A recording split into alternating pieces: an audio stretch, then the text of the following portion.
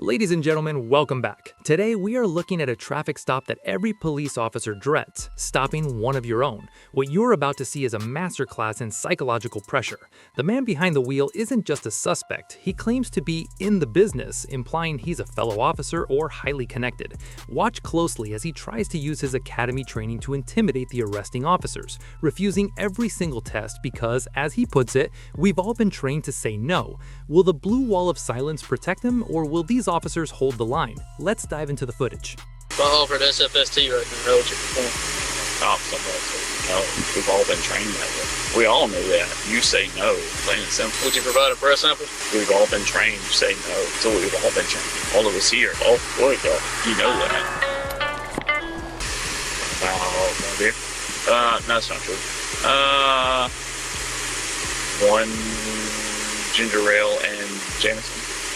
One ginger ale and Jameson? Yeah. That's it? Yeah, that was at the Pink Bar Inn. On a scale of 1 to 10, where do you think you're at right now compared? Man, I have 16-hour shift today. No. Just where are you at on impairment, you think? I'm trying to get an idea.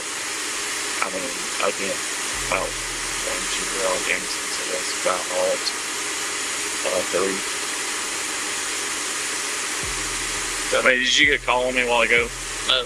We just pulled over to check on the vehicle, and I pulled over and I had to pee so fucking bad because we dropped her friend off at the Circle K in Monroe. And I had to pee so fucking bad. And I pulled over and y'all pulled up and I was peeing and I saw the lesson for it. And you said, Jody, and I'm like, yeah! So fucking bad. I mean, you can call Thomas and pull that car on a record. I really don't care. But I'm fucking exhausted. I'm fucking exhausted. if I offered SFST right now, how would you perform? Let's pause right here. You are watching a textbook example of a suspect trying to control the narrative using insider knowledge. He keeps repeating, "We've all been trained to say no." Here's the breakdown. In many states, field sobriety tests like the eye test or walking the line are voluntary. Defense attorneys and, ironically, police unions often advise refusing them because they are subjective tools used to build probable cause for an arrest. This guy knows that if he performs a test, he gives them evidence. By refusing, he forces them to rely solely on observations like smell or speech. He is gambling that his status as one of them will make them hesitant to arrest him without that hard proof. But ask yourself, if you were the officer on the side of the road, would this arrogance make you let him go, or would it make you want to slap the cuffs on even faster? Let me know in the comments. Stop somebody says no. We've all been trained that way. You don't do SFST. We all know that. If you say no, plain and simple. Would you provide a breath sample? We've all been trained to say no. So we've all been trained. All of us here. Oh, boy, you know that. Like, you won the academy before me and Matt won the academy after me. You say no. So we've all been trained. Jody, you know you put us all in a real bad spot right now, right? I mean, pulling over and peeing. Like, it is what it is. Like, I'll do it, but I'm gonna say no. And I mean, I'll hire a lawyer. But I mean, I know. But we've all been trained that way. I'm saying no. I'm not gonna provide any of that. And you hire a lawyer and it's gonna say guilty. Jody, here's the deal. You're standing on the side of the highway peeing. Okay, urinating. All right. The odor of alcohol that's coming off you, man, is extreme. Boom, there it is. The officer just dismantled a professional courtesy card with one word: extreme. Notice the shift in power here.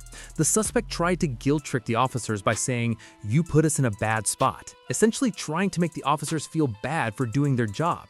That is a massive manipulation tactic, but the officer isn't buying it. When he says the odor is extreme, he is establishing articulable facts for the report.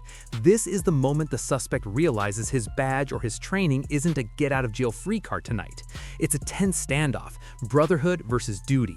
The suspect admits he'll hire lawyers, acknowledging he knows exactly where this is going. The audacity to tell the arresting officer, "I know, but I'm saying no," is wild. He thinks he's untouchable, but that extreme odor description is the nail in the coffin for his defense. The car reeks of alcohol. I mean, yeah, we just had 3 people in that car that I just dropped off. Well, 2 of them I dropped off, and one was at Circle K with 200 of you behind me.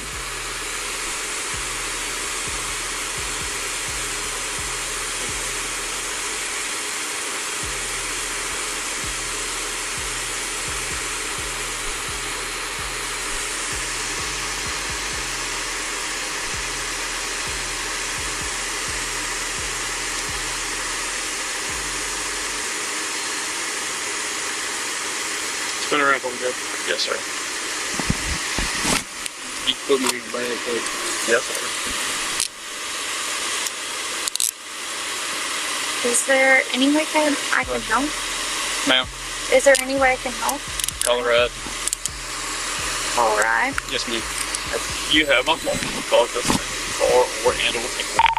Dispatch 1015. And that is the code we were waiting for, 1015.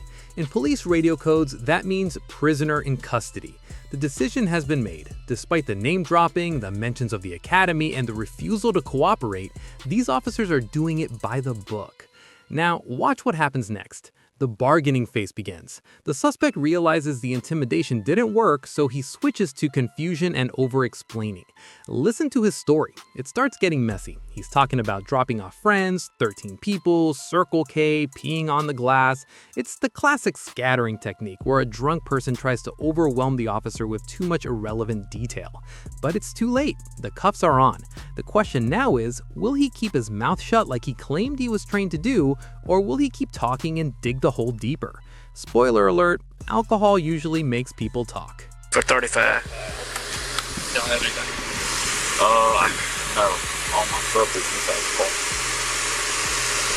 Oh, yeah, sorry, yeah. No, yeah.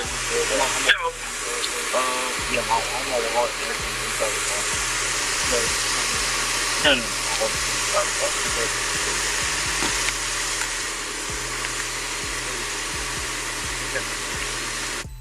I literally just dropped off her 2 friends that had been drinking literally all day. Like, you can call Monroe PD. They were at Circle K in Monroe, arresting people, and I was standing there talking to them. All of them were drunk, and I was like, look, we're driving home. I had 1 ginger ale with Jameson, and we got there at 9 o'clock. The drag started at 11, and we left 25, 30 minutes ago, and I literally did not want to stop and pee at Circle K because we dropped them off there, and I gotta pee, and I knew, well, not right here, not this one, I don't want this one, the next one up, that was Terrell, Rocky or the river service. yeah, Terrell River Service, yeah, I guess that's what it is. I was like, oh, I can make it there. And we got over the bridge. I got pee. And she fell asleep. I pulled over right here and I got out. And I was like, fucking kids. Right. And I peed right here. Like, that's it. I mean, I talked to him the whole time until her brother showed up and she got in the truck with him. Her friend got in the truck with her. And we come home. Okay. All right. Well, he's over at Ferguson. He's gonna give you an opportunity to another breath sample if you want to. Yeah. If you're good and all you have is your drink, you're gonna be healthy. Come on, If dude. you're Like, none of us. if you're under the limit, we're gonna bring you right back here. I mean, that's not true. But you know, you legally can't. Well, you legally can't. have to live it. If you're under arrest for suspicion of DWI, and you commit a breath sample below the legal limit. Well, you legally can't drop someone off to their vehicle that's had at least 1 alcohol beverage. You can't do that. They say I was going to bring you back to your vehicle to drive. But you can't drop them off at a vehicle. She's calling a ride, right? But she's had more to drink than I have. But she's calling a ride is what I'm saying. If someone comes to pick her up and you submit a breath sample that's below the legal limit, you're not over the legal limit, we're not going to arrest you for DWI. We'll bring you back here to ride with whoever you contact. Yeah, that's what. You wouldn't do that. Well, legally, you could still when somebody come get the car. Oh, Yeah. She's trying to make a phone call now, yeah. Yeah, but legally, that's still right. What is? I'm not going to allow you to drive. That's what I'm saying. If you submit a breath sample, I'm not. Yeah, I know. No. And But you're still, under the legal limit of alcohol. but I'm not going to book you under a DWI if you submit a breath sample less than 20 liters. yeah, but I know. I would not pick you up. That's still a really gray area. Like I said, I mean, it's up to you, 100%. I understand. That's still a really gray area. Let's walk back here real quick to his unit before any cars come. I don't want to get run over. Me and Matt almost got hit just a second ago. Good. To the Tahoe or the truck? No, the car in the back. Oh, yeah. Okay. I don't have it.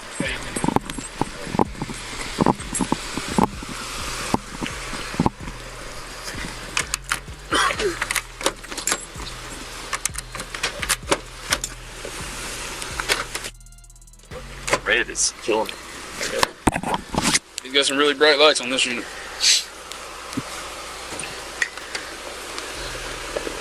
Jesus. Thanks. It's a little one. Yeah.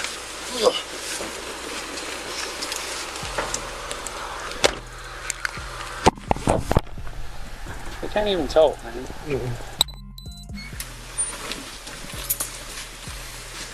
It talks a lot. Oh, boy. We're going to be down there, man. Yes. All right, let me get these off of you. Yeah, pull them down, because I got them from the inside. Right there. That's cool right there.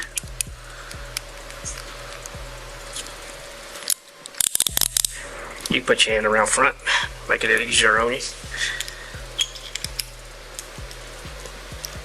But I'm not going to be anywhere. Oh, I know. Yeah, I know you're gonna be good. So there you have it, a police officer or someone very close to the job attempting to use the system against itself and failing. The key takeaway here is integrity. The arresting officers were put in a high-pressure situation, told they were putting everyone in a bad spot, but they stuck to the facts: extreme odor, admission of drinking, and erratic behavior. They didn't let the badge grant special privileges. This video shows that knowing the law doesn't exempt you from it. The suspect's refusal to blow might save him in court later, or it might cost him his license immediately. That's up to the judge now. If you found this breakdown as intense as we did, hit that like button, share your thoughts in the comments. Do you think the officers handled this right? And don't forget to subscribe for more real-life body cam breakdowns. Stay safe out there.